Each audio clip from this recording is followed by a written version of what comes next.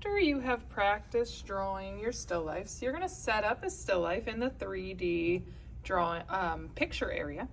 And you're going to choose some objects. I've placed a bunch of objects out for you to choose from. And you're going to come up with an interesting composition, which is how you lay things out in an artwork. So I'm going to start to assemble some things. I am going to use a skull for this project. I think I want a little more shadows cast on this guy. Might be more interesting if I do it that way. If his teeth fall out, guys, make sure they go back in. These are on loan from Science. I think I'm going to shift this to this side just so I can get that lighting of the skull there. Okay, and I have my spotlight. I'm going to choose a few other things that I can make this more interesting. You need to have about 4 different pieces for your still life artwork. So I'm going to go ahead, I have this kind of cool vine, maybe add that in.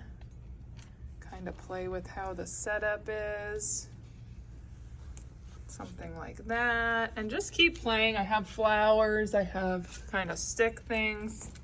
If you have ideas for other things that you maybe want to include, just kind of ask me about it. So I'm going to go ahead, I think I want this to be kind of up here, something like that. I had these little embroidery hoops that I thought might add something interesting. I'm not sure what I want to do with that exactly. Just kind of play with some different different things to set up what your image might look like.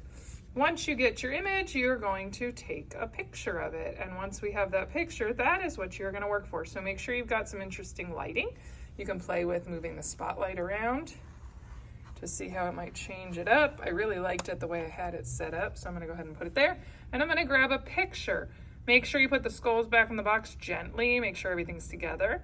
And then put everything back in the still life area once you have your image to work from.